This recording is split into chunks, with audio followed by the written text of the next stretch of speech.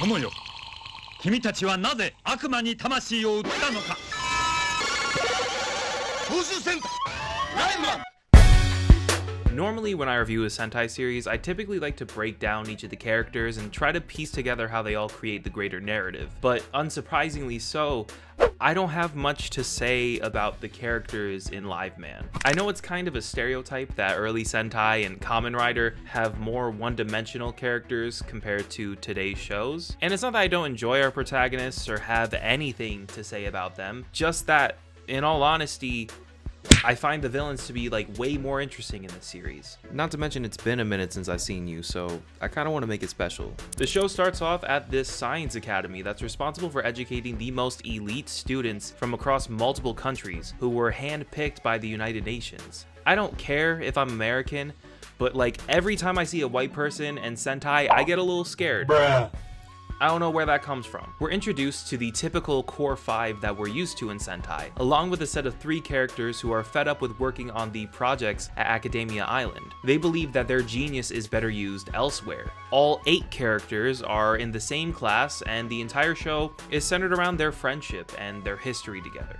Next, we see our core 5 arguing over who gets to be first to test out these fortification suits they've been developing for a school project. Takuji and Mari are the first 2 to volunteer. While in the machine, it begins to malfunction, which blasts a hole in the wall to the outside. But overall, the experiment is a success, with the 2 characters now clad in a set of silver spandex. Nearby, a spaceship lands, and the core 5 follow it to investigate, where they find the 3 students that we talked about resigning earlier in the episode, attempting to enter the spaceship. They ask the 3 students what they're doing, prompting one of them, Kenji, to pull a gun on them and begin to shoot. Takuji and Mari attempt to take the bullet for their friends, assuming their suits can handle the blast. Kenji and the other 2 students remove their academia pins from their clothing and throw it to the ground before entering the spaceship. We cut back to Takuji and Mari laying in their friend's arms on the ground, with the remaining 3 mourning their sacrifice.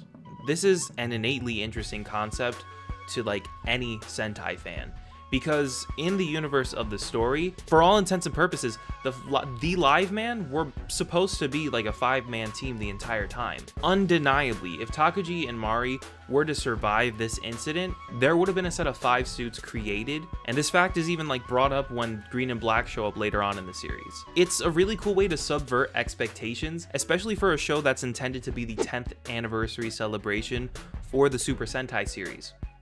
I know, for those of you who can count, this is before Go Ranger and Jacka were like recognized as the first 2. Alright, but like, you get it, right? If they didn't show the intro sequence before all of this, and assuming you were able to avoid all marketing material for this series, like imagine being a child in the 80s and turning on your television to like the newest Super Sentai season, and you're introduced to this young group of 5 teenagers working on these spandex suits, and then suddenly, not even 10 minutes into this episode, 2 of them just die, and they're never seen again. That's fucking insane. That's like if they killed Zack and Kimberly in episode 1 of MMPR. It's a great concept because not only does it break the 5-man Sentai formula, yes, I know about Sun Vulcan. Outside of them, there never has been a 3-man Sentai before this. But this instance not only breaks that 5-man formula, like I said, but it acts as like the motivating force for these 3 characters throughout the rest of the series. Like, they never let up on this subject. It's just fire. Now, you're probably thinking that we're left with the 3 characters who you may rightfully assume would be the Liveman, right? I'm fucking with you. They're literally color-coded in the next scene. We're left with Yusuke, Joe, and Megumi. It's 2 years later, and a group of students are being selected for a new space program sponsored by the Academy. And I kid you not, literally every other person in this lineup is selected outside of the 3 characters who had to watch their friends die in the last scene. And that shit is so dirty. I understand. I'm Gen Z. I'm a part of the participation generation, or whatever it is that you want to say. But if you're going to put 23 students in a lineup and then only select 20 of them? Why the fuck did you invite those other 3? I guess they have each other, but I would have just fucking preferred an email. In the next scene, we see the ship from the space program set to lift off as the core 3 go to watch, when suddenly a fleet of spaceships descend from the sky and begin to attack the academy.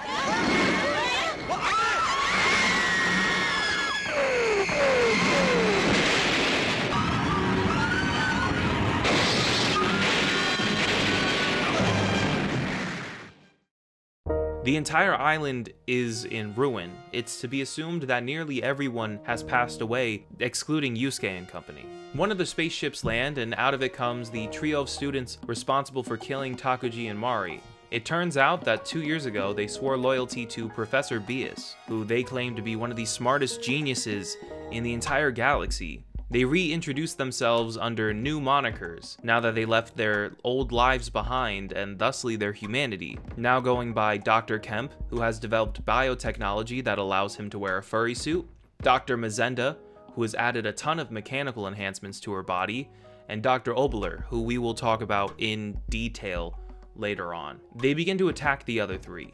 Being cornered, Yusuke, Joe, and Megumi reveal their wristbands and begin to transform.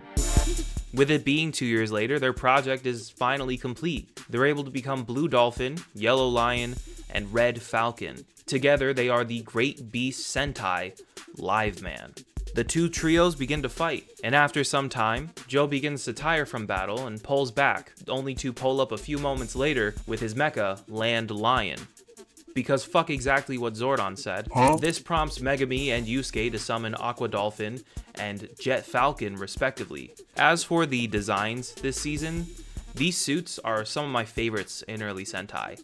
I love their helmets for the same reason that I really love the Gal Ranger helmets, and that's just because of how prevalent the animal motif is. Having things like fangs and wings pop out adds so much dimension to the helmets and makes them so much more interesting to look at than just flat images. I love the simple chest emblems too, as well as these uniquely colored belts. I don't know why the belts get me. As for the mecha, it barely feels like an 80s Sentai mech. And I mean that in the best way possible. You could fit this right next to anything in the 90s or early 2000s, and honestly barely blink an eye. It transforms in such a cool way and just looks so much better compared to other mecha of its time. After the fight, Megumi begins to mourn the death of her fellow students on the island. Yusuke and Joe attempt to comfort her, saying they need to find their teacher, Professor Hoshi. Conveniently, all they had to do was turn their heads 45 degrees.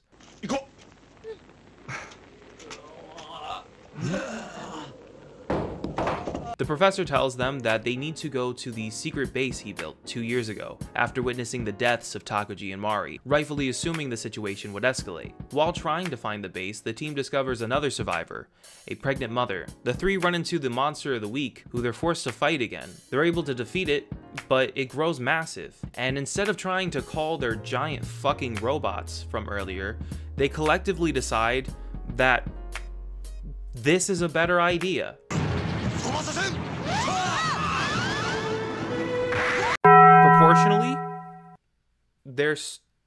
Proportionally speaking,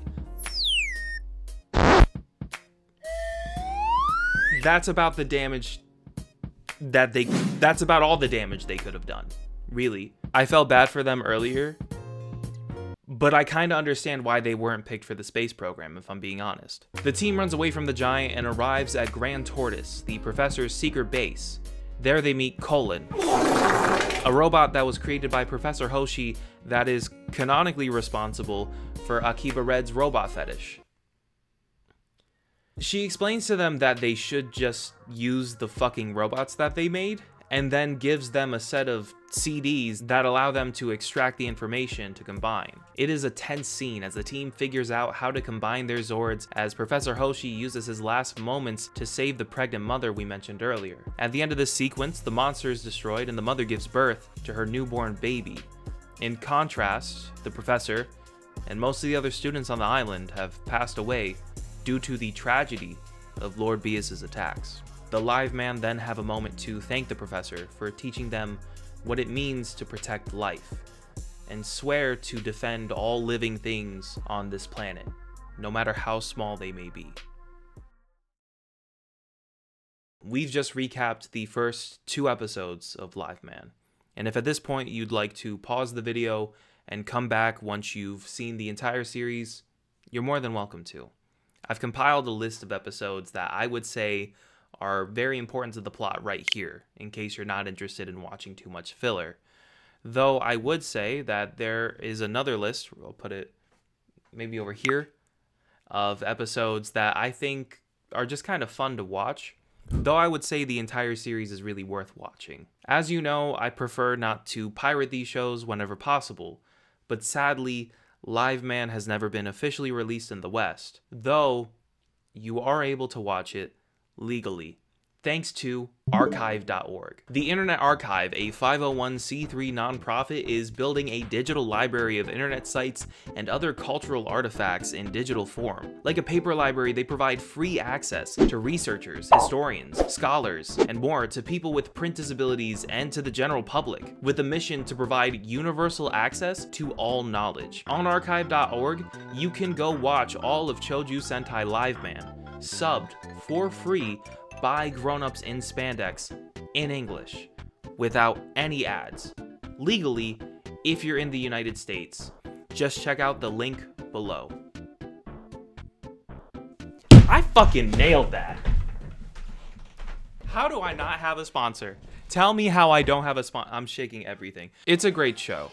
And regardless of whatever you do after this, I think you should watch it, though I will say that this is the majority of the plot for our main 3 characters. It's not to say nothing happens in the rest of the show, it's just that it's pretty episodic, and honestly, the 3 characters don't really do much. Obviously, Liveman spends a majority of the series focusing on the importance of life, given the name, and they explore this topic in a number of ways, focusing not only the lives of humans and animals, but also robots, aliens, the fucking time-traveling dinosaur. This is a very sentimental Sentai. They spend 5 minutes one episode just planting this one flower.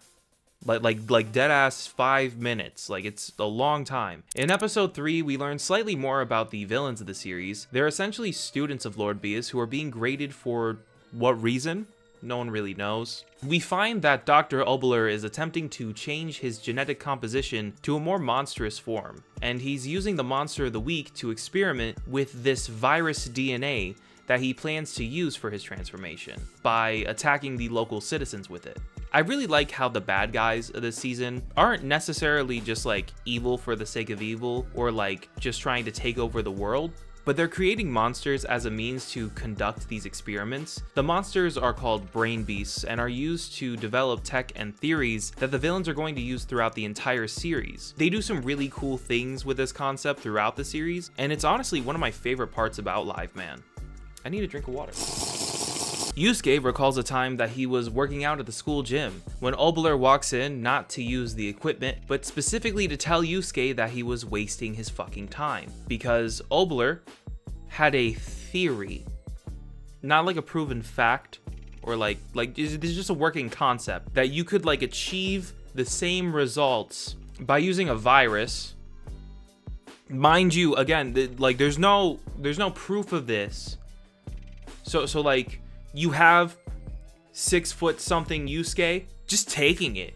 I'm surprised he didn't just like throw him or something. Later in the episode, the Liveman find Obler attempting to use the virus to transform. Joe has an opportunity to strike Obler as he's reacting to the virus, but hesitates and instead chooses to rescue him. The other Liveman see this and take issue with it. Joe explains how he struggles to believe Obler is a truly bad person because he once saw him try to rescue a dog from drowning on the island. Obler was too weak to help it, causing Joe to have to step in to save the both of them. This was the start of what would become Joe and Obler's friendship, which is an incredibly important aspect about this series. In the end, Obler goes through with the virus transformation and attacks Joe. The Liveman are able to defeat the Brain Beast, but Obler remains a monster throughout the majority of the rest of the series. Joe often acts as an advocate for Obler, which sounds weird, but they actually have like a really sweet friendship, and it's a fun way to deal with this premise of them all coming from the same school and having such deep histories together. Episode 5 revolves around Yusuke and company helping Takuji's little brother build a race car that the two were working on before he passed. It's not a huge plot episode outside of introducing Live Cougar, which is the team's race car, because they really needed a race car. But just keep this in mind for later because it does come up. Episode 6 and 7 have to do with this time-traveling dinosaur. It's not really super relevant, but I did cry while watching this. I don't know why.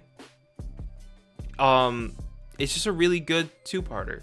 Episode 8, Dr. Kemp creates a monster that can feed off human emotions, specifically anger. The reason for this is because the live man's motivation for fighting them stems from their hatred of the opposing side and what they've done to their friends. With Kemp now using the live man's motivation to fight against them, they're forced to look inwards and figure out why they chose this battle. After the commercial break, Megumi runs into a mother and child who are being attacked by a stray dog. After saving them, Megumi is reminded of her purpose, and that is to protect love, even at the risk of her own life. Joe is frustrated about not being able to fight, but goes on a walk to reflect on the situation. While doing this, he witnesses an old man being mugged on the street, and sees a teenager step in, even though he's no stronger than any of the gang members attacking the old man. Joe admires how the kid used his courage to protect the old man, repeating the words of justice and courage to himself. Yusuke visits the graves of Takuji and Mari, and is reminded of their shared dream to advance science and to make new discoveries that could benefit humanity. After this, the live men run into the monster and Kemp again, and begin to announce that they fight for love, justice, and their dreams. In a beautiful sentiment, the team are reminded of why they chose to fight and are able to defeat the monster now with these new motivations made clear. It's not a huge episode plot-wise, but it does a lot for these characters, and I really like that. Episode 11 and 12 are some of my favorites in the series. It opens at a bar full of gang members, busting a move on the dance floor, while a little shorty is shaking ass on the CRT. I promise you that's not why it's my favorite, that's just how this episode opens. The TV begins cutting between her and a monster, and some of the members notice. Suddenly, the monster pops out of the television onto the dance floor. This monster is called Baboon Brain, who has the ability to turn people into monkeys by biting them, much like a vampire. We see this transformation happen to one of the gang members as he flees to his boss to explain the situation. We then see the episode title appear over the mob boss's face. It's called The Man Who Bit a Brain Beast, which has some fucking insane implications for what happens in this episode, and they're all true. So we now have a gang of apes littered throughout the city, transforming women and children as well into monkeys, and the monster proves to be too tough for the live man, causing them to untransform, when suddenly they're saved by the gang leader, Arashi Busujima, who rides in on a sweet hog, punches the baboon in the teeth, ties him up in a chain, and drives off. It's incredible. And also Megumi wants to fuck him. Arashi takes the monster to his hideout to stomp the shit out of him, and of course, bites him. This dude's a literal animal. The live man show up and ask to take the monster for research purposes, and because of the fact that it could draw danger to Arashi. Arashi says he can't because as a man he needs to gain vengeance for what happened to his gang, which is tough as hell. Yusuke explains how the monster was created by Volt, a evil scientist organization led by Lord Bias, and Arashi laments his hatred towards smart people, and then struggles to add 3 plus 5. Love this character. He notices the academia pin on Yusuke's jacket and realizes that the live men are also geniuses, I think. He states that while he hated studying as a kid, he promised himself that he could never be beaten out when it comes to a fight, and essentially tells the live man to go scratch ass, and then dips, somehow now having authority over the monkey army that the monster created earlier. Lord Bias sends his right-hand man, Gash, to kidnap Arashi. I haven't really mentioned Gash yet. Gash is the guy who makes the monsters big. He doesn't really do much else. Lord Beus, seeing potential in him as a student, claiming that he's not stupid, he just never had someone push him to help him study. An oddly sympathetic thing for Lord Beus to do. In the next episode, we see Arashi now capable of solving complex math problems and has now mastered several languages, and now goes by Dr. Ashura. He then joins Vault and is in Beus's competition with the other 3 doctors, and is now a recurring villain for the Liveman to face. Episode 13 shows Colin fall in love with a foot soldier. Like I said, even the lives of robots are seen as important in this narrative, which has some problematic implications for a show like 01, but here Colin is just like a member of the team, and I honestly really like her character, so it's nice to see her get a focus episode. Even if I do find it weird that some people really want to fuck her, like there are people who really want to fuck this robot. Shortly after, in episode 15, we follow the most adorable little robot who sacrifices himself for his best friend in the world, Joe. And I really cried watching this. That robot is fucking adorable, and his relationship and his love for Joe, it's just so sweet. Skipping a few episodes, 19 begins a 3-part story arc surrounding Joe's other friend, Dr. Obler. In this episode, Obler creates a brain beast using his own DNA, making him a sort of offspring of Obler, like a kid. And like any real man, instead of dealing with his trauma, Obler decides to just make that his child's problem. The monster has the ability to force people to study. The Liveman, like most Sentai teens, are deciding to spend the week with a bunch of 5-year-olds. But these 5-year-olds are special because they attend a cram school, so they're much smarter and more mature for their age than other kids. Some would say that that's a valid excuse. I would argue that that's like grounds for launching an investigation. Obler's monster goes to the local amusement park to ruin everyone's fun time, but accidentally ends up on a roller coaster after an attack from the Liveman, where for once in its life, it's able to have fun. After this, the monster is no longer interested in studying or forcing people to study like it's meant to do, but is now hellbent on having a good time. The Liveman tell Obler that the monster is manifesting his inner child, when we then get a flashback of Obler's mom forcing him to study as Obler looks out the window, wishing he could have fun with the other kids playing outside. Obler uses his power to remind the monster of his mission, but uses too much, causing Obler to turn back into a human. Joe is happy to see this, hopeful for his friend to come back, but Obler freaks it, and during this conflict an alien decides to intervene, and he transforms Obler back into a monster. The alien dips and Obler goes back to the Vault ship. In the next episode, Lord Beus drops Obler as a pupil, saying that he's tired of his mistakes. During this interaction, the Liveman run into another monster, along with the alien from earlier. The alien reveals he's named Gildos. Gildos returns to the Vault ship and explains to the rest of the villains about how he requested to be mentored by Lord Beus after discovering his genius, claiming that Beus is one of the smartest men in the entire universe. Obler turns back into a human again, and steals Gildos' sword and returns to Earth with it in hopes to use it to transform back. We cut to his mother eating a meal alone, staring at a picture of Obler's former human persona, Go. Obler arrives at the front door and his mother is incredibly happy to see him. Not reciprocating her excitement, he requests to use the basement for one of his experiments, and she happily obliges, saying that he's not like other kids and that she's proud of his lack of sentiment and drive to study. Obler is attempting to use the alien tech in the sword to help transform him back into a monster. The Liveman show up overhearing this, and Go's mother stops them and explains how her son is a genius, and brags about how she's the one who's encouraged him to study so hard for all this time. And we find out that this extreme studying caused him to skip several grades and enter into the Science Academy at a very young age. This explains his want to find a scientific way to become stronger. Since his peers have always been so much older than him, it makes sense he would want to use the virus to transform his genetic composition to be bigger and stronger. Obler bursts through the door midway through transforming into his monstrous form, and Joe gets upset that Go allowed his mother to see him like this. After a mecha fight with the monster from earlier, we cut to Go's mother crying while looking out to the ocean, grieving over her son's loss of humanity. The next episode opens with Obler trying to face the Liveman himself, as his mother cries at the kitchen table from earlier.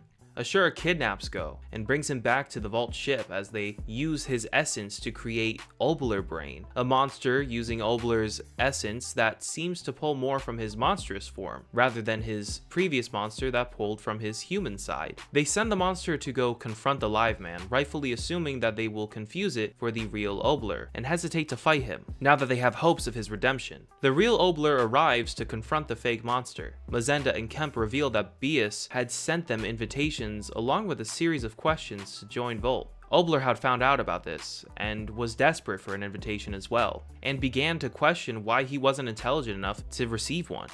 We find out that the only reason he was ever asked to join Volt to begin with was because Lord Bias had sent him a pity invite. The two Oblers begin to fight, stating that they will be the ones to destroy the Liveman. Unable to tell which one is the real Obler, the team splits up into two sets. Yusuke is able to determine which one is the real Obler by bringing up Go's mother and playing to his emotional side, as the other monster has no concern for Go's previous human life. Yusuke reaches out to Go's mother and hopes to have her help settle Obler and help him return back into a human. She claims to have disowned him, which prompts Yusuke to explain to her what happened with the previous monster that just wanted to play, and tells Go's mother that he only ever wanted to achieve academic greatness in hopes of impressing her. She's the reason for him doing any of this. She's forced to confront her role in the situation and begins to cry, as Yusuke explains that the boy now needs his mother more than ever. Go and his mother reunite. She apologizes for pushing him to his limits and tells him that she won't compare him to anyone else anymore. Obler Brain interrupts and attacks Go's mother. The real Obler steps in and takes the blow. Go defends his mother and backs the Obler monster down. Him and his mother are now hugging. He tells her how he wishes he could become a human again. A tear drops down from his mother's face and falls onto Go, transforming him back into a human, which is incredibly corny. The Liveman step in and do the usual with the Obler monster and return to the beach with Go and his mother. They find Go speechless with a blank expression. His mother explains how he's burnt out, both emotionally and physically.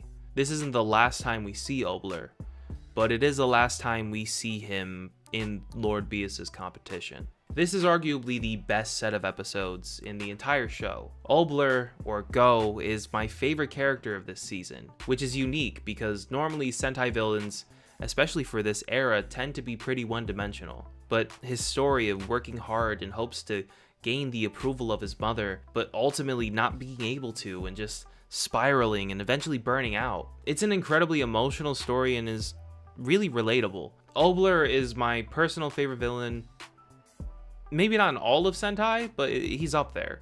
And his arc is not even done yet. Real quick, if you're this far into the video, I hope that means you're enjoying yourself. So please feel free to give me a like if you haven't yet. If this is your first time on the channel and you've never interacted with my content before, hi, I'm Christian. It's nice to meet you. We make videos about Sentai, Kamen Rider, Power Rangers, sometimes Ultraman, all that type of stuff. Feel free to check out my other videos if you want to. And if you really feel so moved, I'd really appreciate it if you subscribed. We just hit a little over 10,000 subscribers on the channel, so it would mean a lot to me if you'd like keep coming back and stuff. More on the subscriber thing later, but I know a lot of you clicked on this video with the specific intention of just watching stuff about Liveman. So if you're not really interested in like me as like a person or like a creator or whatever it is you want to call it, bam, here's a time code. But I'm gonna steal a little thing out of Quit and Review's sort of playbook because I like this sort of setup.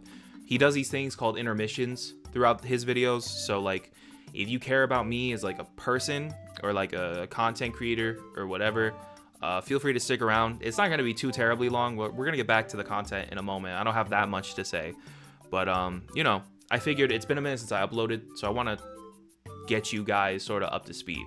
But again, for those of you who do not care, it's right here. I do not want to waste your time. Your time is valuable. It is precious to me. So by all means, feel free to skip. Like I said, like, comment, subscribe, whatever it is you want to do. We need to celebrate 10,000 subscribers. It happened while I had taken a break from uploading why did I take such a long break? A lot of you may be asking. If you haven't noticed, I'm no longer where I used to live. This is like a whole new setup. I'm still trying to figure out how to like figure things out. I don't know if I like the way things are being done right now. Like I bought lights, I bought a new desk, I bought all new stuff. I spent a lot of money just to start, you know, recording again. Like the lighting in here was not working for me in a way that I enjoyed, and I bought a lot of like sound paneling. There's some over there, and there's a big wall of it in front of me. Maybe I'll show you a video while I'm doing this. I just set up the toys and all that, and I was hoping I could put the shelf in the background, but then I didn't think about the angle of it, you know. So I kind of bungled that. But I hope you guys enjoy all this. Dononi Taijin normally isn't here, but I figured I'd put him in here for the video.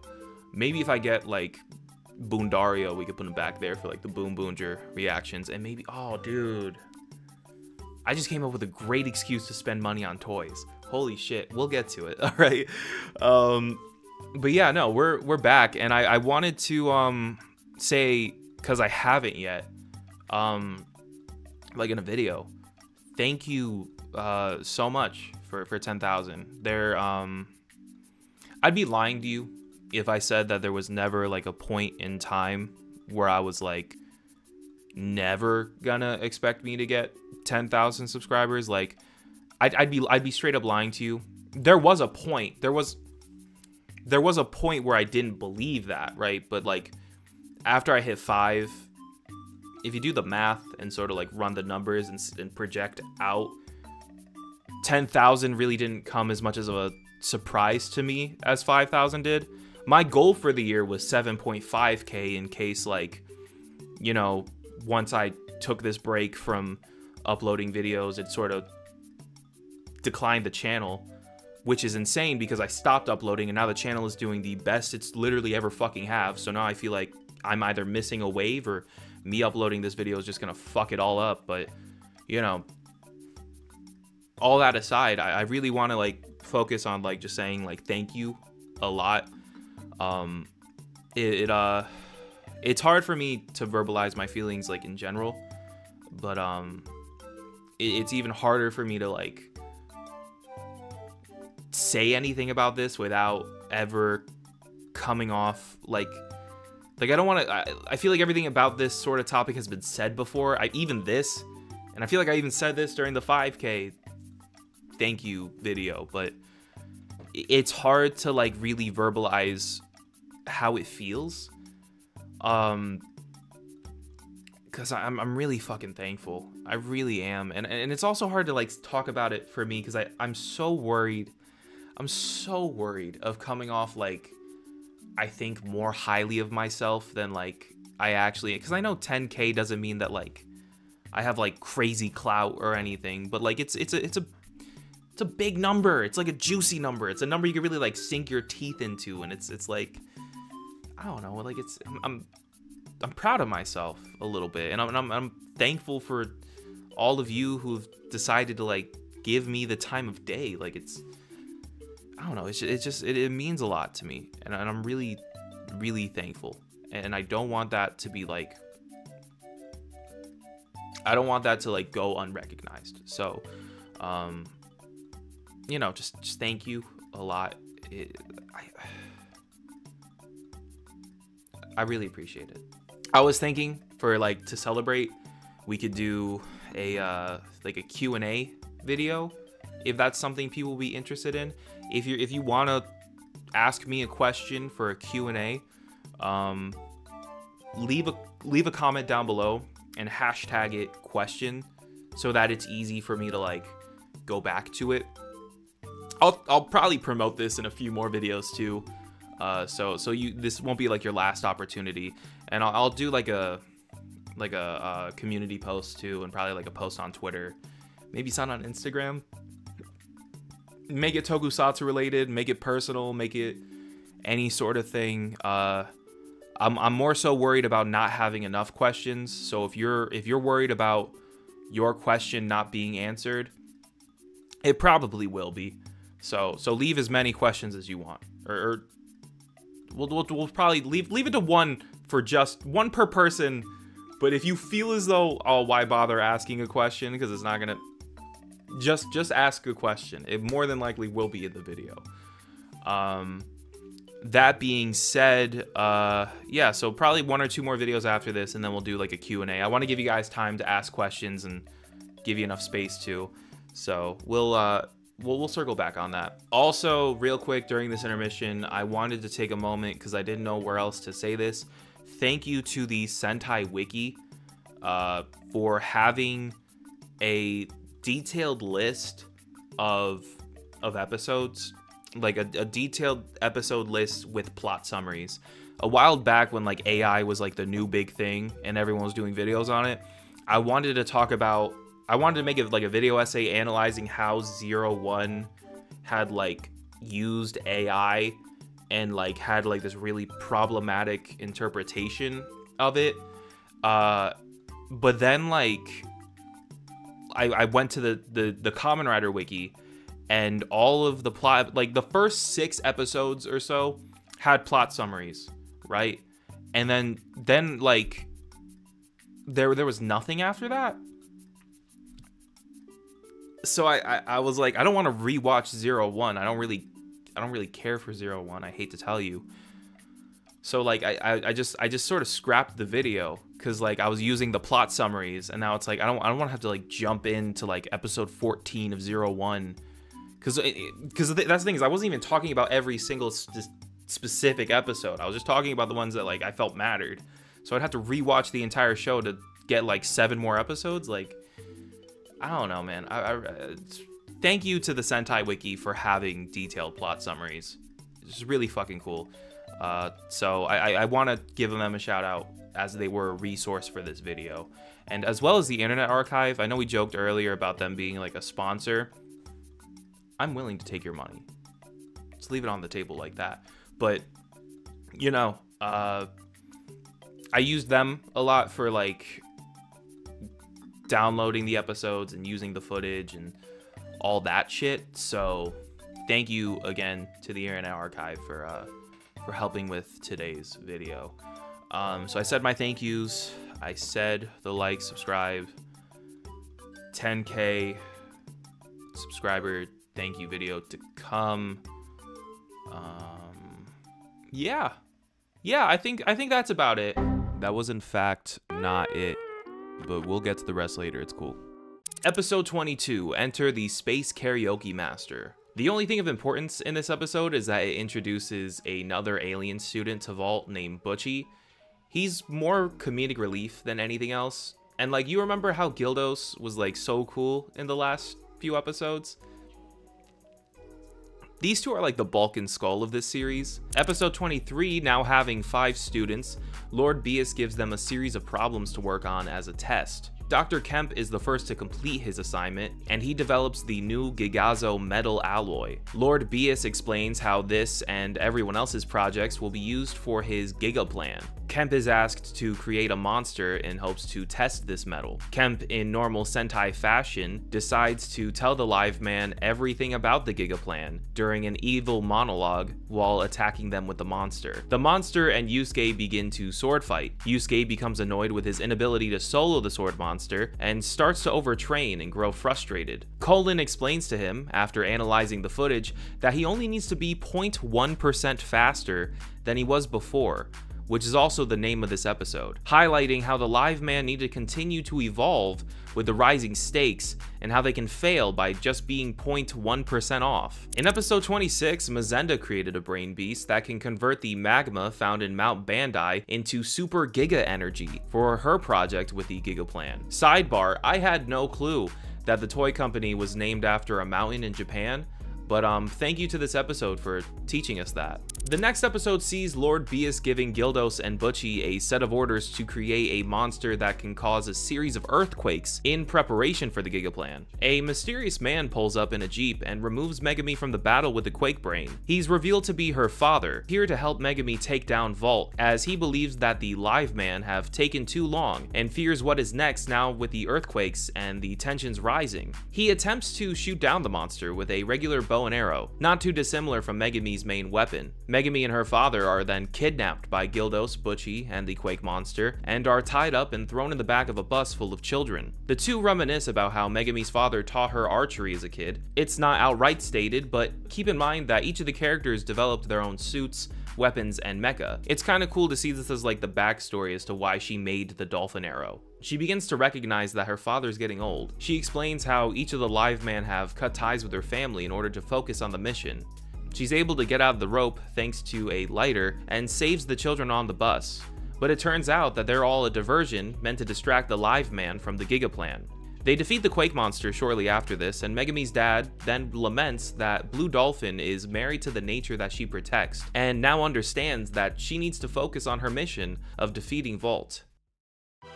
Episode 28 begins where the last episode left off. With the Giga Plan now in full swing, a giant robot piloted by Dr. Kemp ascends from the ground called Giga Volt. The trio call Live Robo into combat, but Giga Volt proves to be too much as it's made of the Gigazo metal and is powered by Super Giga energy.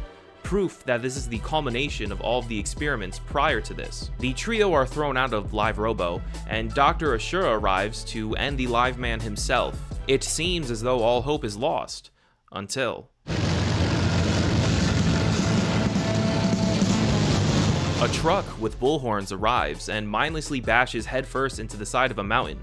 It's able to throw off the Gigavolt and save the Liveman from Dr. Ashura. Inside, we meet Tetsu, piloting what he calls Bison Liner. He insults the Liveman and tells them that they're too weak to take on Volt themselves, and tells them to stand aside for him and his partner to take care of things. Volt attacks again and Tetsu is knocked out unconscious while piloting Bison Liner. The Liveman are able to pull the mecha aside and get Tetsu to safety. He wakes up and is increasingly frustrated. He begins screaming and punching at the tires of Bison Liner. Megumi offers him a cloth in hopes to calm him down, but it's to no avail. Colin calls, explaining that Gigavolt has found its footing and is now going to destroy Live Robo. The trio run off and Tetsu screams, calling them stupid, and tells them that he and his partner are the only two men that can defeat Volt. Megumi's surprised to hear that he actually has friends, and Tetsu explains how he sees this person as a little brother. The trio run off and Tetsu follows after them. Tetsu asks why they're so hung up on saving Live Robo. Megumi explains the Liveman's backstory and the death of Takuji and Mari, and how they made a vow to protect the planet and avenge their friends. Yusuke tells Tetsu that Volt is not to be messed with and advises him to stay aside. The three run back to Live Robo but are interrupted by Dr. Mazenda and Ashura. With the three unable to transform and Live Robo now in an aerial imprisonment, all hope seems lost, until Tetsu steps in. He too is thrown out of his mecha, but he's so filled with rage that he mindlessly runs towards Gigavolt by himself, yelling that he will destroy it in hopes to avenge his brother. Episode 29 opens with Tetsu explaining to the Liveman that Takuji is his older brother. Suddenly, a green truck arrives with a rhino horn. Tetsu calls it Psy Fire. A young teenager emerges from the mecha, excited to see Tetsu. Tetsu punches the boy, angered by his tardiness. The boy explains that he's never driven anything before, and that it was difficult for him to gain control of the truck, highlighting his lack of experience, being a child who's never driven a car, and also Tetsu's tendency to be over-emotional and to rush into things without thinking, since he ran into combat without ever waiting for him. The boy explains that he now has a handle of Psy-Fire, and tells him that they can start. Tetsu tells him that Bison Liner is unable to operate.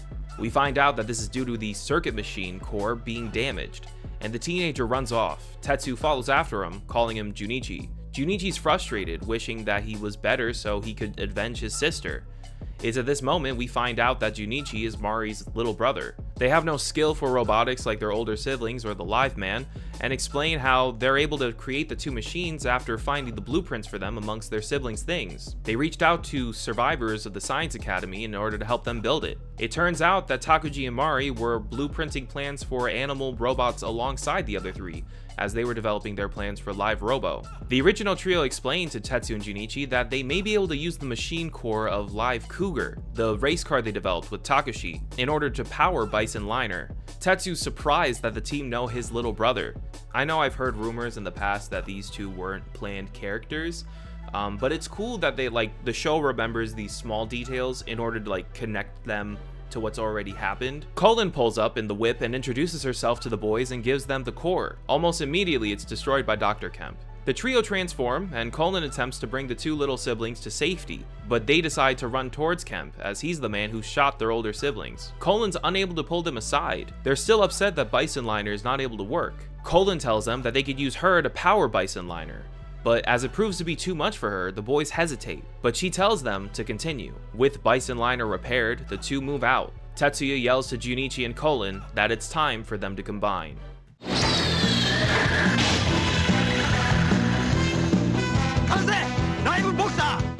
They combine the robot and Bison vehicles to form Live Boxer. Gigavolt is still too powerful, and it's able to take Live Boxer, putting Colin through a great amount of stress. Colin explains that she's willing to sacrifice her life to end Volt, and tells them to still move forward. Live Boxer punches Gigavolt into the aerial imprisonment, freeing Live Robo, with the Gigavolt taking its place. The original trio re-enter Live Robo, and call out to Tetsuya and Junichi to retreat, leaving Gigavolt trapped at the scene.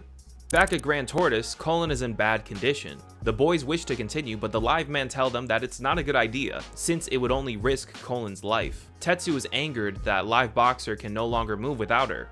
Junichi begins to cry. I don't know if I'm selling this properly, but there's a lot of great characterization for these two in these episodes, so if it sounds like I'm overemphasizing things, it's because I am. Lord Beus frees the Gigavolt from the imprisonment, and Ashura takes over, since Kemp is deemed unfit to pilot after the loss. Ashura brings Gigavolt into the city. The live man are made aware, and Tetsuya and Junichi ask to use Colin for Live Boxer again, but the live man protests this, saying that this would kill Colin, and that she's very important to them. Tetsuya runs off, and Junichi follows after him. The two steal Live Robo and attempt to take down Gigavolt, but are unable to. The actual live man take over, but Gigavolt still seems to be too powerful. A signal is broadcast from Academia Island that freezes Gigavolt, and sends a string of code to the live man. It reveals coordinates to a supercomputer located on the island that is somehow still functional. It's the same computer that was used during the spaceship launch from the beginning of the series. They say the reason it's still running has to be because of an electromagnetic wave that was released during the battle between the two robots. Dr. Ashura interrupts the five. The live man transform and instruct Tetsu and Junichi to take the supercomputer back to the base. They're interrupted by Mazenda. The live man intervene and escort the two to safety. The two want to give up, but Yusuke explains how he believes that the live man would be a 5-man team if Takagi and Mari were still around today. He had been thinking about it since Tetsuya and Junichi showed up. He asks them to join the live man. Tetsuya apologizes for only wanting revenge, saying that they've been a huge burden on everyone. They return to Grand Tortoise and set up the supercomputer. Inside the hard drive are instructions to have Live Robo combine with Live Boxer. Suddenly, there's an alert of an intruder entering the base.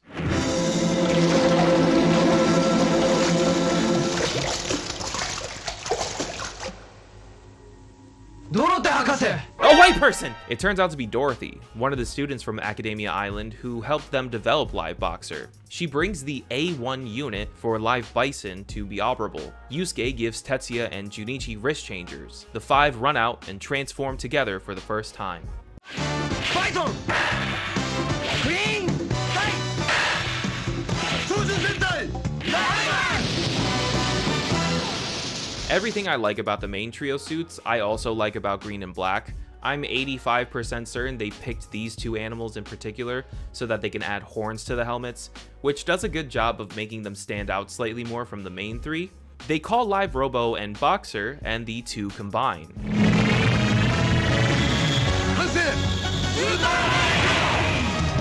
I've saved my thoughts for Live Boxer until now because while I love this robot,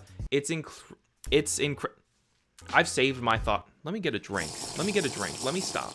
I've saved my thoughts on Live Boxer until now because while I love this robot, it's incredibly obvious that it was made specifically for the purposes of combining with Live Robo and nothing else.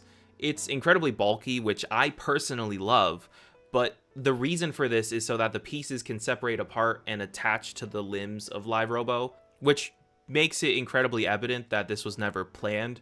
Nothing on Live Robo changes. Live Boxer just sort of molds to it. Admittedly though, This is an incredibly important mecha. Not only is it the first instance of additional Rangers joining the team with their own robot, this is the first time we've ever had two separate mecha combined together, which has become a staple for the Sentai series, and is one of their main marketing tactics to encourage children to buy the entire toy line. While you could consider Big One to be like the first additional Ranger, Green Sai and Black Bison have major historical significance for shaping the Super Sentai series to this very day. With the two robots together, the team is now able to take down Gigavolt. It's now sunset, and they reconvene to admire a photo of Takagi and Mari. They all promise to make their deceased friends' dreams a reality and continue to protect the lives of Earth, reaffirming the team's vow and commitment to fight. Episode 31, Junichi's pregnant. This episode is incredibly interesting because you could interpret it as having a pro-life or like anti-abortion message, which is something I don't think I should comment on. Mostly because, like, not for nothing, I just don't want to ruin the comment sections of this video, if I'm being honest. Like, no matter what I say here, nothing good will come from it. like I guess they are like they're the pro-life man. Like, I guess their stance on it shouldn't be a surprise. But like, yeah, the alien of the week impregnated the only 16-year-old of the show literally one episode after joining the team. Like, they literally could not wait to make this episode. It's kind of weird. Episode 32, Yusuke is patrolling the city when he runs into Mai, a friend of his who knows Kenji, Dr. Kemp's old persona. She remembers a time when Dr. Kemp had sent her roses for her sick mother. Kemp used biotechnology to assure that they would never fade. Back at Vault Base, Dr. Kemp is developing a monster to extract blood from the local citizens, claiming that he needs it to evolve further using his biotechnology, needing the same rare blood type as his own, Beta Zeo-, or whatever the fuck that means. Kemp and the monster begin to attack the city, literally sucking child ass to extract blood. The monster begins to drain Mai, but stops. Kemp, confused, decides to retreat with the monster. Yusuke decides to tell Mai what happened to Kenji and how he now goes by Dr. Kemp, even though Yusuke knows this will ruin her memory of him. She begins to cry and runs off. It turns out the monster detected the Beta Zeo- blood type from Mai, and that's why he stopped. I feel like that would just be like more of a reason to keep going. Like, you could extract more blood. Like if your goal is to extract this rare blood type, why would you create a monster with the intention, like with that being the only intention behind it, but like it only listens to people with that exact blood type?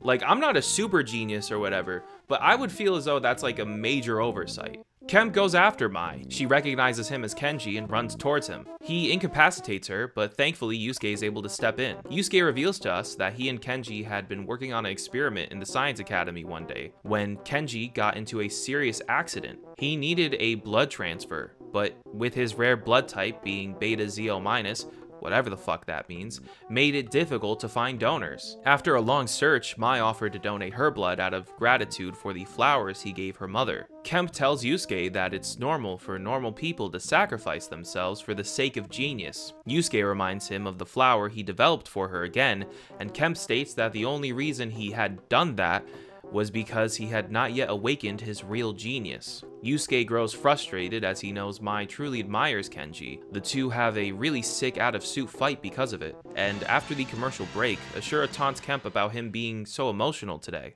Dr. Mazenda gently reminds him that these feelings will not help him power up his furry costume. At Grand Tortoise, Yusuke tells the team that he believes he's getting through to Kemp, I suppose because of the ass beating. Mai offers the rest of her blood to Kemp if it means that he'll stop sucking child ass. Before he's able to, Mai prays for Kenji to come back while holding the everlasting rose he created. Kenji, or Kemp, then rips the symbol of her dead mother out of her hands and smashes the jar to the ground, and it develops his Let's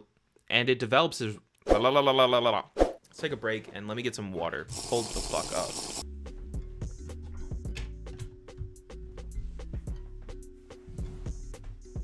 I hope everyone else got a glass too. I was getting a little parched there. I bought like lights and stuff, so like it's a little sweaty in here, you know? This episode does a fantastic job of showing Kemp's removal from his previous life and developing his rivalry with Yusuke even further. And it also further sets up his interest in flowers.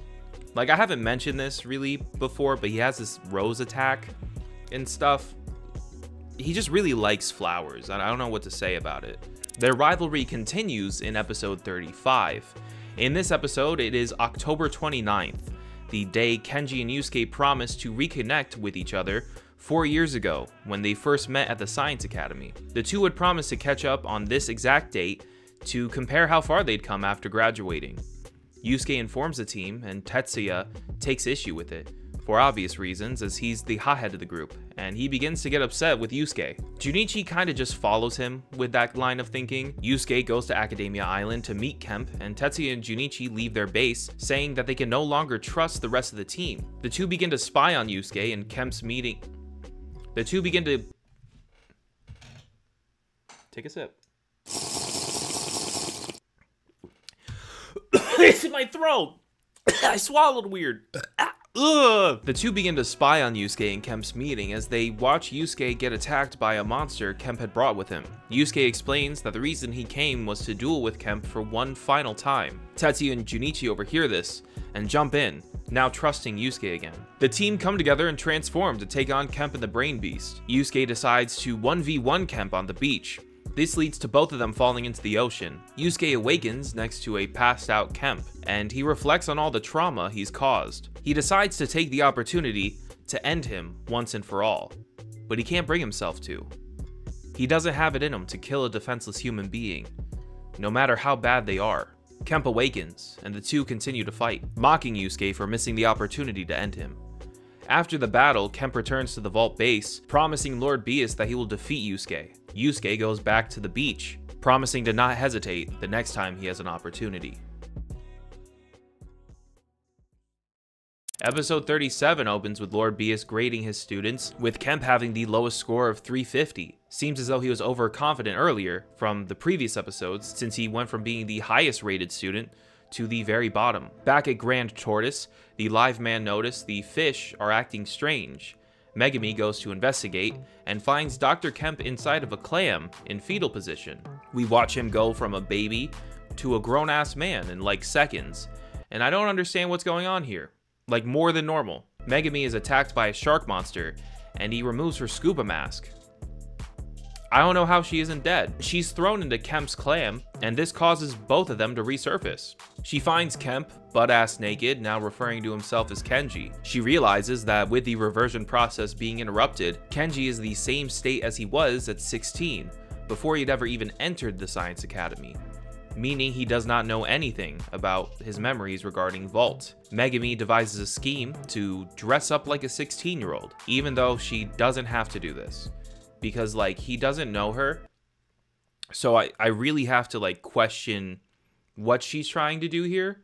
Essentially, she wants to, like, guide Kenji away from turning into Kemp, like, before he ever found out about Vault and all this stuff. But again, like, she doesn't pretend to be a 5-year-old when she's hanging out with the 5-year-olds. So I don't know why she needs to pretend to be 16 to talk to 16-year-old Kenji with no memories of her. I'm mildly uncomfortable with this setup. The two meet in a flower garden, and it's shot with a really soft vignette, and again, I don't know what she's trying to do. Kenji begins to talk about the flowers in the garden, because as we stated before, Kenji really likes flowers. But it ultimately turns out that he's always been a dick, though at one point Megumi is able to break through to him, but then he sees the watch on her wrist turn to 350. Which reminds him of everything. Kemp runs off to complete his transformation. He arises from the water, now claiming to be Fear Beast Kemp. And for reference, I don't know if I mentioned it earlier, he refers to himself as, he used to refer to himself as Beauty Beast Kemp. I just never brought it up before because I kind of brushed it off as being corny. The episode ends with Megumi reflecting on the battle and how she wasn't able to seduce the 16-year-old Kenji. Like, I don't know what she was trying to do here. Like, her omitting her age, there's some really weird implications to this. The next episode, we see Mazenda has upgraded her body to now be 10% human, which I guess makes it more okay for them to kill her later. I don't know if they kill her later. At the time of recording this, I haven't finished the show, but I assume that's where they're going with this. Episode 41 sees the return of Go, formerly Dr. Obler. Joe runs into him after Go is leaving his doctor's office. Go runs away as he has no memories of Joe. Joe follows him, while Kemp commands a monster to strike Go. The impact causes his memories to come back, and also turns him invisible. Lord Bias is upset with Kemp for not only turning Go invisible, but also bringing back his memories. Bias tells his students that he wants Go dead. Butchie and Gildos question as to why this would be the case. The Liveman and Lord Bias' students are now in search of Go, as Go states to himself that he's not worth being saved. Kemp is the first to find Go. He belittles him for betraying Vaults and failing. Thankfully, the Liveman are able to intervene in time. Joe grabs Go's wheelchair and runs off, but he runs into Ashura and Mazenda. Megumi steps in, allowing the two to run off again. Go keeps telling him that he doesn't deserve to be saved, and that he's better off dead. Joe, as per usual Sentai fashion, refuses to give up on him. They run into Butchie and Gildos, but like I said, they're basically the bulk and skull of this show, so they kind of take care of themselves. Now that they're safe, the team and Go surround a campfire. Joe gives him a scarf to keep him warm, and that with the fire reminds Go of the night he first met Joe, and he begins to cry. He apologizes to the team, telling them that he doesn't deserve how nice they've been to him. Tetsuya tells Go that he's happy to see him. Initially, he hated him, but seeing him like this showed him that people can change, and that Go deserves forgiveness. This is a huge fucking moment for Tetsuya, and I need everyone to remember this for later, because like that statement means a lot coming from this specific character. Please just like put a fucking pin in this, because just put a pin in it, alright? The team asks Go why Lord Bias may want him dead, theorizing that it may have something to do with his memories being back. Go recalls when he first joined Vault and witnessed Bias in a secret room with a photo of him in a cap and gown. He's hooked up to a machine surrounded by several jars of different brains. Bias recognized Go watching him and he ran away. Mazenda and Kemp overhear this, surprised that this may mean that Bias is human, and attack the team. Joe brings Go to safety and returns to the battle. After it's over, he returns to the same spot, but once he arrives, Go is no longer to be found, leaving only a picture of him and Joe, with a note written on the back that reads, "Me at the Science Academy, with my best friend, Joe."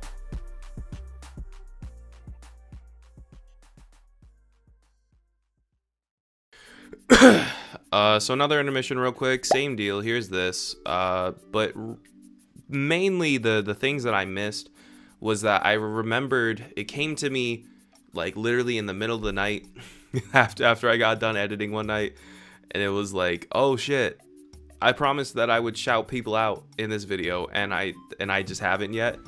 So let's take care of that right now. I made a post on Twitter and on YouTube posts, whatever they're called, and I basically said, hey, I'm making a video about an old Sentai series. If you can guess what it is, you get a shout out in the video.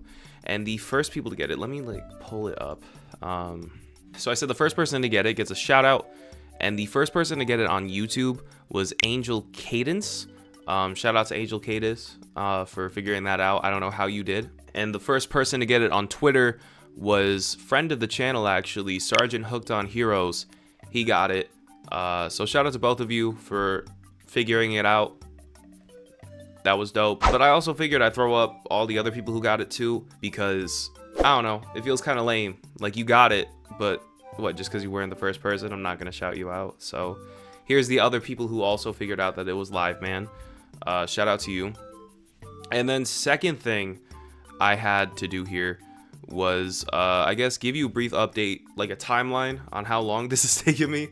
I figured this would be a bit of a process. This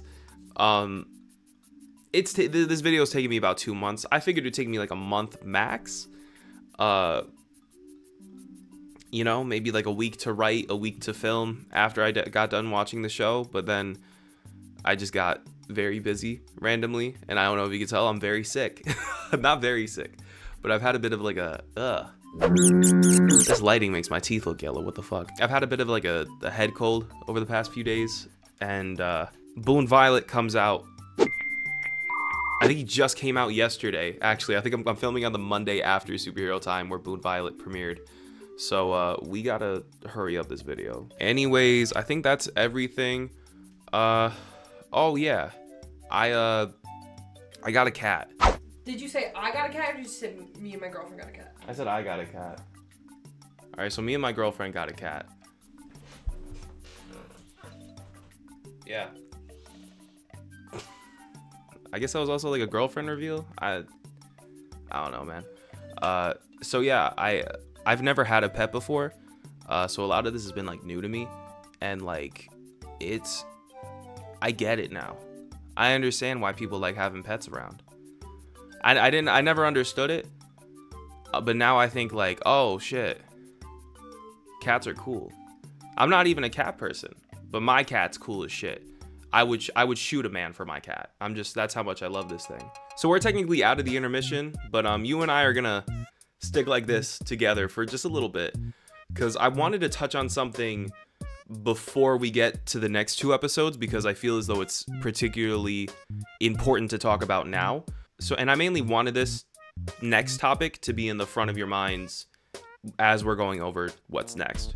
So before I ever started making this video, and honestly, before I even started watching Liveman the series, I saw a lot of people having this like one particular opinion that I don't really agree with. I guess this is a hot take, what I'm about to say next, but do I look like a nerd right now, or do I look cool?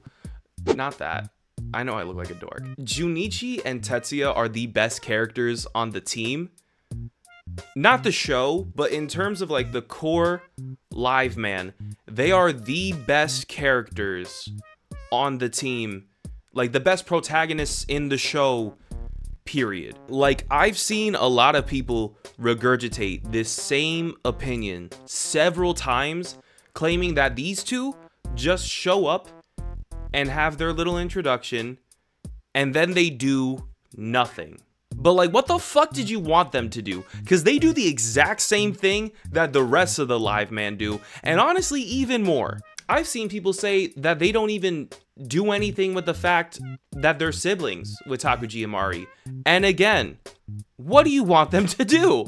All of the Liveman bring up Takuji and Mari like all of the fucking time. The two of them hold so much resentment towards Vault and Kemp in particular, like because they're pissed about their siblings.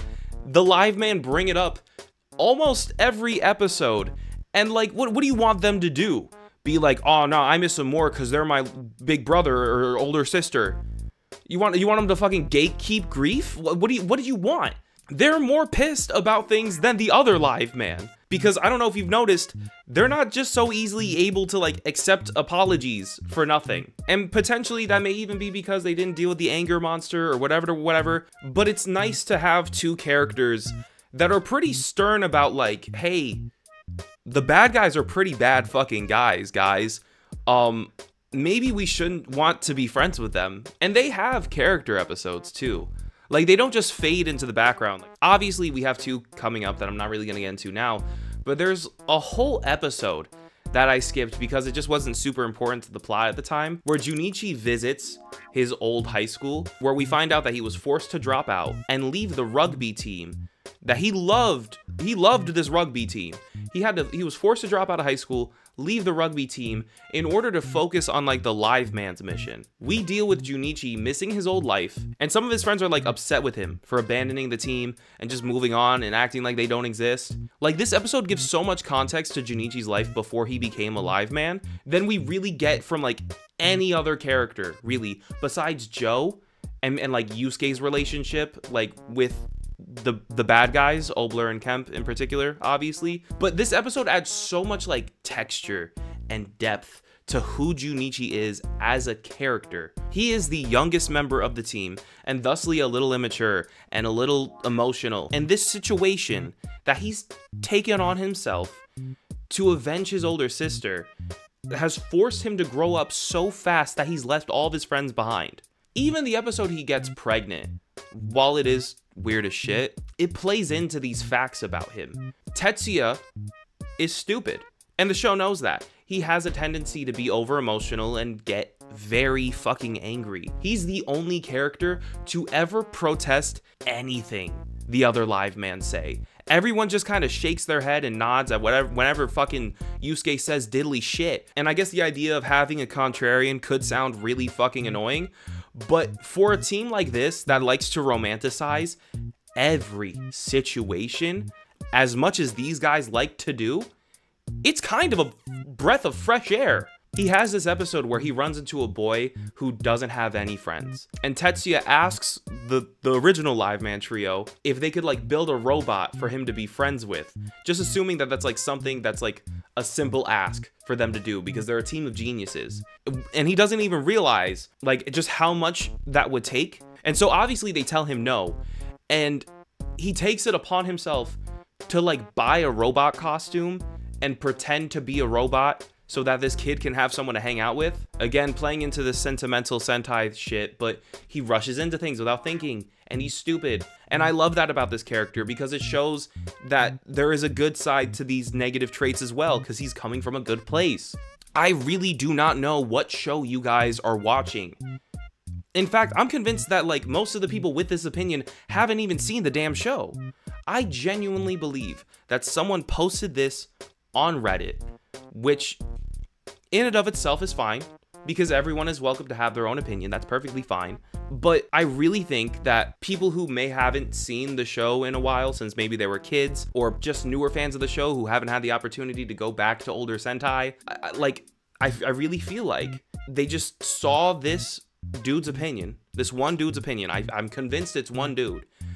And then everyone just like piggybacked off of it. I genuinely believe that, which isn't like the greatest atrocity to man. Don't get it twisted. I've done this plenty of times myself, I'm sure. But if this video does anything for the greater zeitgeist or conversation or whatever about Live Man, I hope it encourages someone, or at least a good majority of people in the fandom, to just reconsider these two characters, because again, they are super influential to the Super Sentai series, but not only that, they're genuinely like decent characters. Like they're really good characters. I wouldn't even say they're the most well-written characters in the world. They're just way better, I feel, than like everyone gives them credit for. I don't get it. Genuinely, I don't understand what show you guys are watching sometimes, because they have more personality than, or more definable personality traits than any of the other live man. And they also are just like, have this brotherly bond that feels so, just like, they have this chemistry when they're on screen together. It's just so well done. And it frustrates me because I don't understand how the trio of like bleh characters get all the credit when you have these two who are like fucking great. Honestly, episode 42 opens with Lord Bias collapsing on the ground. He requests Gash, you remember him. He doesn't do much besides make the monsters big. He brings Bias to the brain room. After being escorted to the room, Bias requests that Gash stand guard as he enters. It's the same room that Go described earlier. A graduation photo of Lord Bias is on the wall. The room consists of a single chair surrounded by several glass spheres containing brains. The receptacles begin to glow pink, giving him their energy. Bias gets up and looks at the one empty container, stating that he can't wait much longer. After this event, Bias sends a monster to brainwash one of the live man. We cut to said monster interrupting Tetsuya on a bike ride. He inserts a device into his ear, and they set off a plan to destroy the live man. The plan starts with a trap that's being overseen by Butchie and Gildos, which seems like a great set of people to leave in charge. But the live man survive. Who would have fucking thought? The confrontation ends with Junichi, Tetsuya's pseudo-older brother, being severely wounded, forcing the live man to retreat back to the ship. Back at Grand Tortoise, the live man tend to Junichi as Tetsuya steps aside to let in the monster from earlier and to help him set up explosives throughout the ship. Junichi wakes up and immediately asks for Tetsuya. Yusuke goes to find him and sees him setting up a number of bombs in the control room. Tetsuya runs off, Yusuke chases after him. Once cornered, Tetsuya pulls a gun on Yusuke and shoots.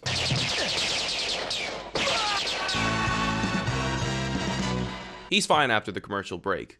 The rest of the team show up after hearing the gunshots. Colin is able to detect an unidentified radio wave, explaining that Tetsuya may be controlled by something. He shoots Colin. Yusuke and Joe run after him as Junichi and Megan tend to her. Cornered again, he threatens to set off all of the explosives as the Liveman regroup. The team attempts to calm him down. Yusuke reminding him that his brother was killed in a similar way that he's trying to kill them right now. Tetsuya begins to shake. Megumi tells him that he's lost someone before, so he knows the value of human life better than most people. And Junichi jumps in to remind him of how they're friends, and how the two of them have been through so much together. He collapses to the ground, and the control device falls out of his ear. Again, I don't know how anyone can say Tetsuya does nothing in this show after this episode. Of course Lord Bias would choose him as an inside operative. He's bullheaded, standoffish, and has like these tendencies that would just make him running off and wanting to be alone way less suspicious than any of the other characters. And just like in general, he's the perfect candidate to fall for a brainwashing scheme because again, he's kind of stupid. The episode not only brings up his previous trauma again and shows him reacting to it, but it also highlights his brotherly relationship with Junichi, all while tying into the show's themes of life and loss. But again, according to some people, these two characters show up and do nothing. What fucking show are people watching? Anyways, the rest of the episode goes exactly how you expect it to, but we end on an elderly looking Lord Bias. The next episode begins with the same imagery. Bias tells himself that he needs a 1,000 point brain. If you see where this plot is going, this is like sick as fuck. Bias goes over the grades with his students. Gildos is super upset about being so low and begins to question Lord Bias's authority. Bucci attempts to calm him down, but Gildos says that they are the superior beings since they're from another galaxy. Bias encourages Gildos to use his anger to create a more interesting plan to defeat the Liveman. We then cut to Junichi, who's trying to help a teenage girl. It's not weird, Junichi's also a teenager, alright? He's trying to help this girl with her little brother, who has a broken leg. We find out that Junichi suffered a similar injury at the boy's age, and they use this fact, as well as the fact that he's now a Liveman, to encourage the child. So we have this boy, who has the exact same injury as Junichi, and an encouraging older sister, not too dissimilar to Mari. And the episode is bringing them together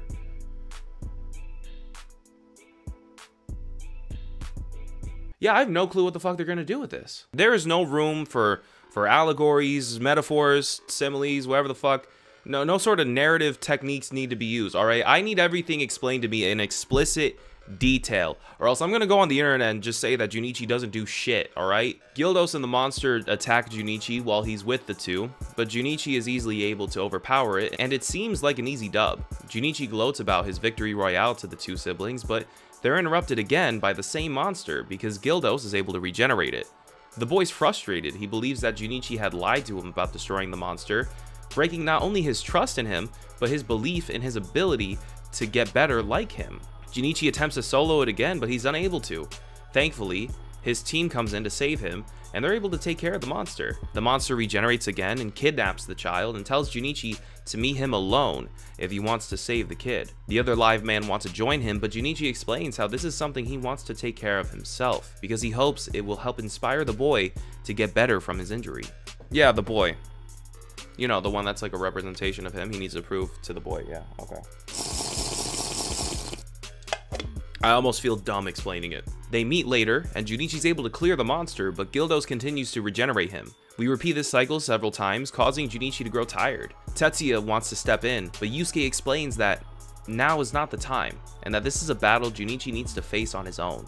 So this episode has Junichi, who is trying to prove himself to this child, who is a literal representation of himself as a child, thusly his inner child, but he's also trying to prove himself to his older teammates, especially Tetsuya, who is outright stated to see him as a little brother. several times in the show, and we watch Junichi continually get his ass handed to him,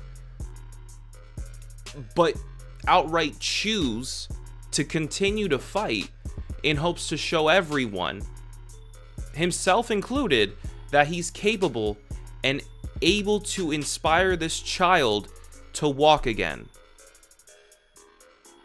What show are you guys watching? Reddit tells me these characters don't do shit, so that has to be true. Junichi falls to the ground, and the little boy, not remembering his broken leg, runs to him. Everyone's happy. With the little boy now out of the monster's custody, the other live men are allowed to step in and summon the Biomotion Buster for a final attack. Gildos attempts to revive the monster again, but this happens.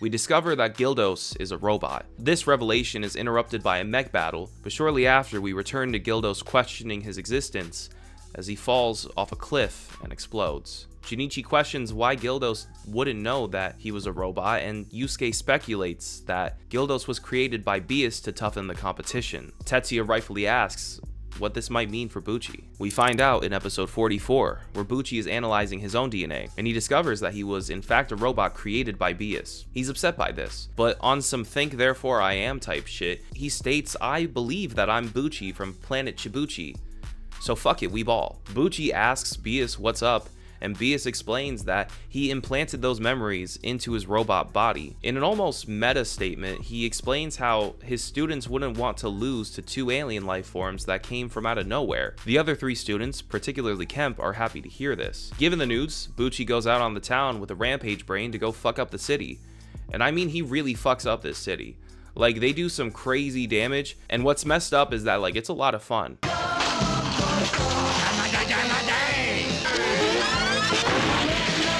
There's music in the background and Buchi's on roller skates.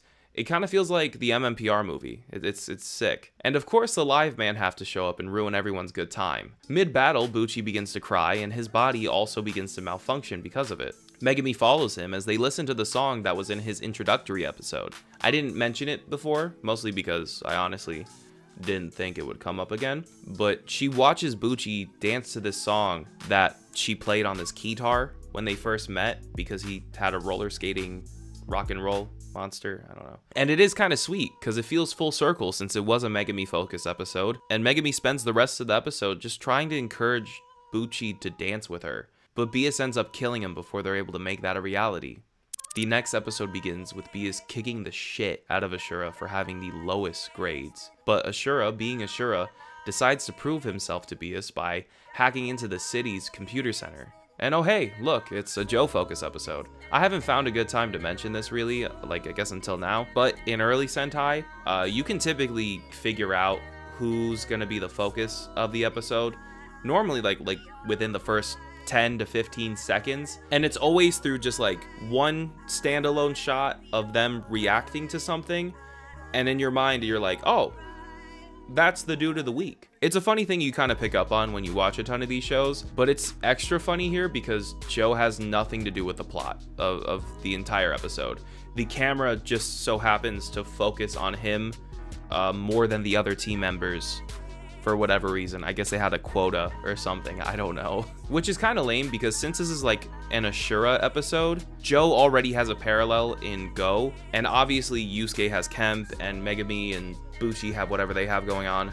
I think like a natural pairing for Ashura would have been Tetsuya, since they both join the teams later and have like that bullheaded brute thing going on, and not to mention they're like not traditional geniuses.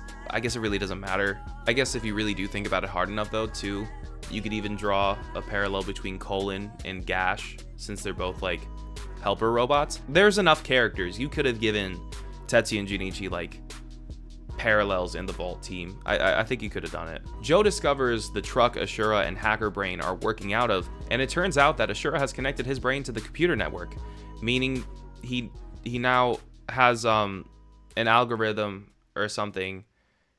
He downloaded technology into his brain, and this allows him to predict the live man attacks. Towards the end of the episode, in probably the most badass scene out of the show so far, Yusuke just walks up to Ashura and punches him in the face. Of course, this is after Joe specifically got his ass handed to him, because remember, it's his focus episode. But Yusuke has a speech about how Ashura's algorithm may be great, but it can't calculate for human courage. And that line is not only thematically great for this narrative, but it's also tough as hell. Yusuke then lectures Ashura about how he's lost himself trying to get a 1,000-point brain, stating that he only focuses on fighting with his head now, and has forgot how to fight with his body, which is exactly what's happening here, and is a cool way that this episode sort of highlights Ashura's arc over the series. He returns to the truck with Hacker Brain and taps into Volt's computer system to check his score, which is still as low as it was when he left. He also discovers a document outlining Bias's plan, but unfortunately, Bias sends a beam to blow up Ashura's truck before he's able to finish reading it. After the battle, we discover that the beam reverted Ashura back into Arashi. I don't know exactly what the difference would be besides their name, because he still has all of his memories and stuff, and it's not like Obler where he literally turned himself into a monster, but Ashura is Arashi now. Alright, we open the next episode with Arashi in the hospital, unable to add 4 plus 8 since he doesn't have enough fingers.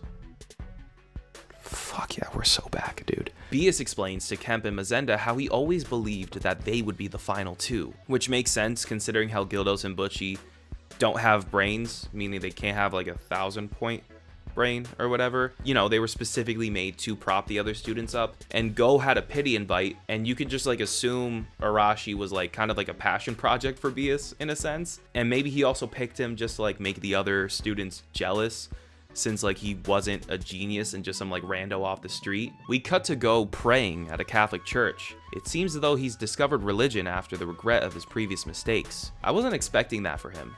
I feel like this isn't something you'd see in a modern Sentai, but Go is a canonical religious character now, and it makes a lot of sense for his arc since he's seeking forgiveness for his sins.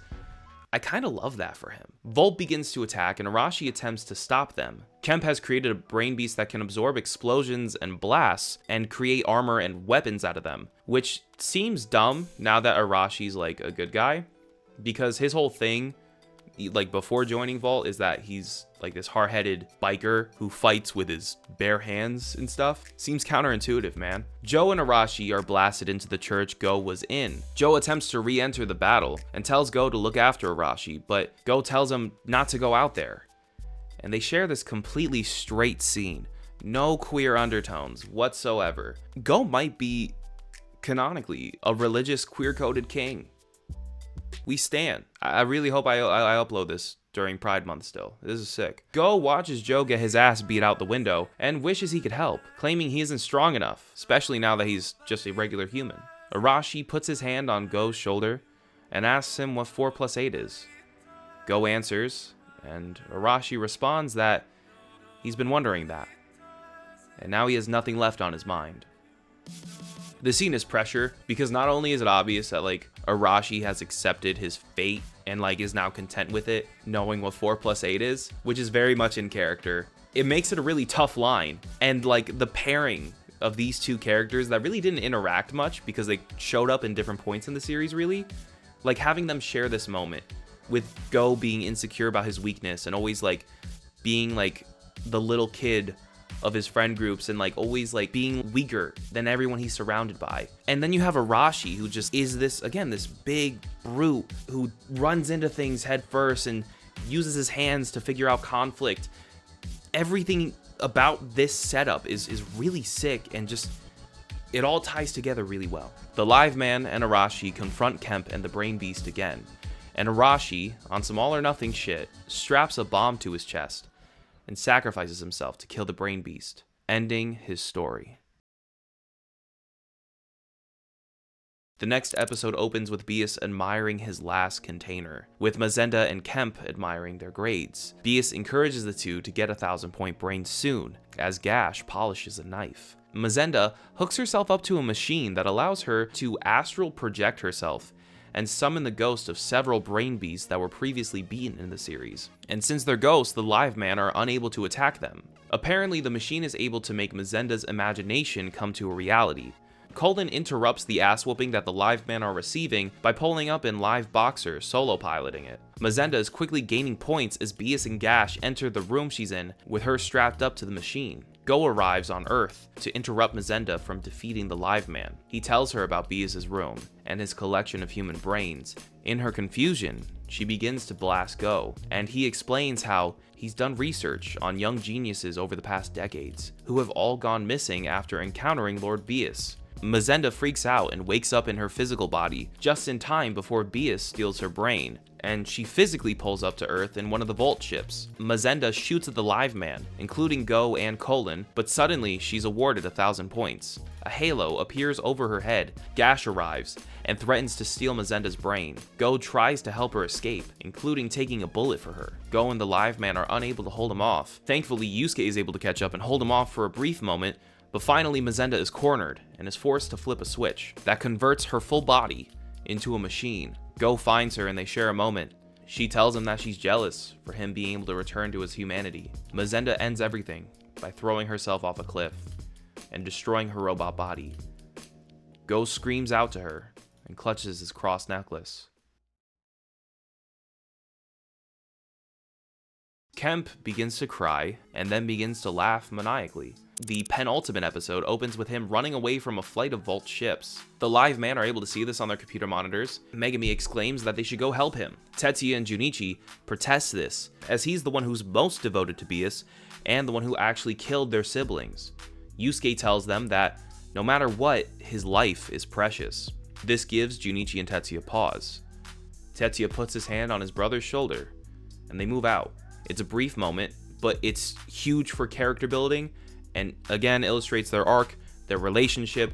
These two are the best rangers in the show. They're able to save Kemp, but it turns out to have been a trap, and he tells them that he's more than willing to give up his brain and his life for the genius that is Lord Bias. He also receives a victory royale, and in a familiar scene, Kemp begins to walk into one of the Vault ships. Gash is there with an orb to take his brain. Kemp is now left brainless, and this causes him to turn into brain beast, fear beast, brain beast, fear beast brain. Kemp.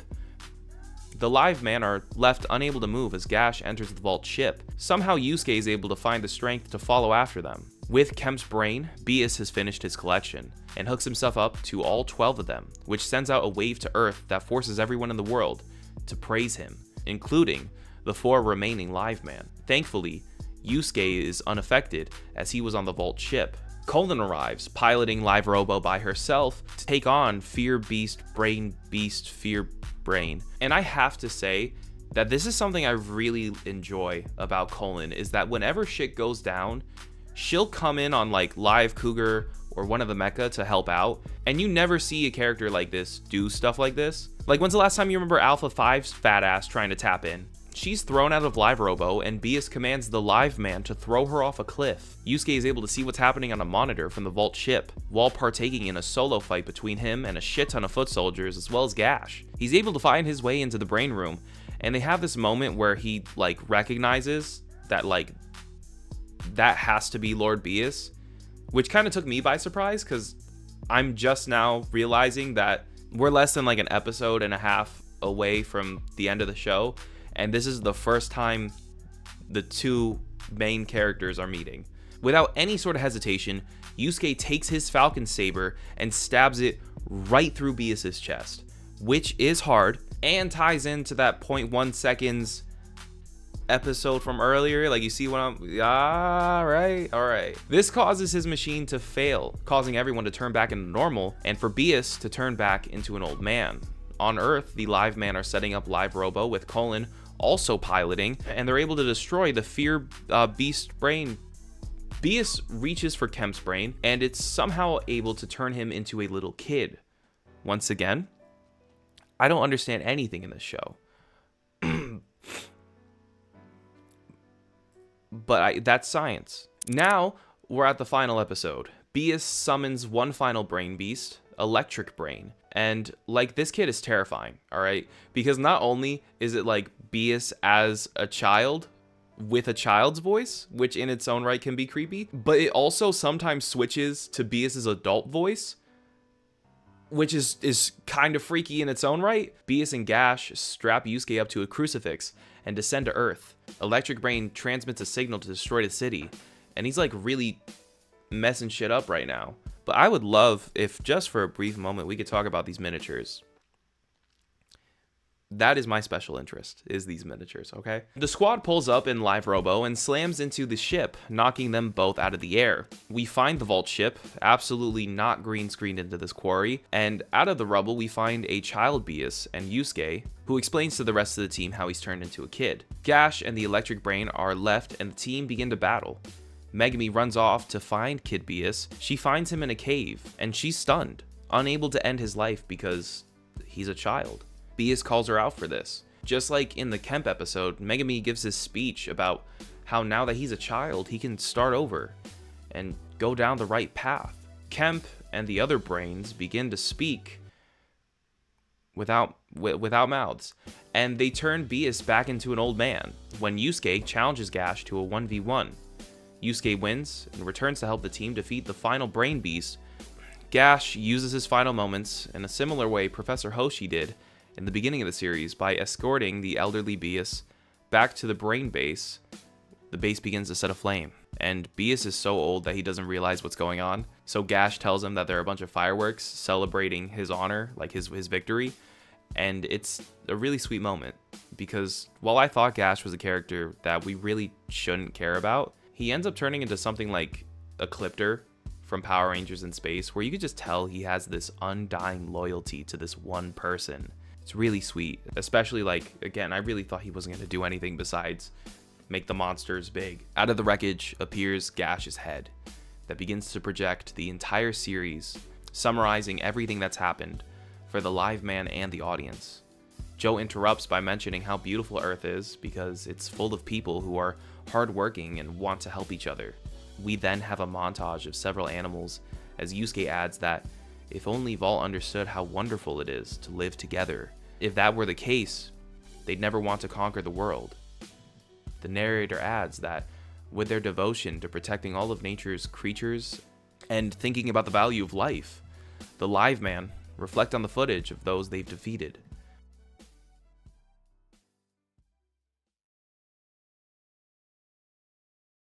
And that's it. There's no real send-off for these characters, just another speech on the importance of life and all that, which would be sweet, but it kind of gives a similar vibe to the Megaforce ending, where they just, you know, stab the sword in the ground and walk away, and that's it. There is a promotion for Turbo Ranger at the end that's built into the episode. Like, it's accounted for in the runtime of, like, in the total runtime, so that's kind of cute, I guess. Live Man is a show that tackles the themes of life and death and youth and the importance of enjoying that and not letting your ambitions take you down a bad path, touching on religion and how no matter how far down the wrong path you may go, your life is still worth living and worth being saved, and there's always time to turn around. It's not a perfect show. Like I said at the beginning, I really wish I could say more about our main characters besides Pompadour, Girl, and Skateboard. Like, there's nothing separating any of these characters from any other Red Ranger, Male Yellow, or Female Ranger in the 80s. I guess I might be underselling Joe because, much like other Yellows, he does eat a lot, and he is girl crazy, but he stands out because he actually fucks. Like, I'm pretty sure he has sex, but like that's canonically a part of his character, is that he's able to get girls, while the other Yellows at the time, I don't remember them ever hooking up with anyone.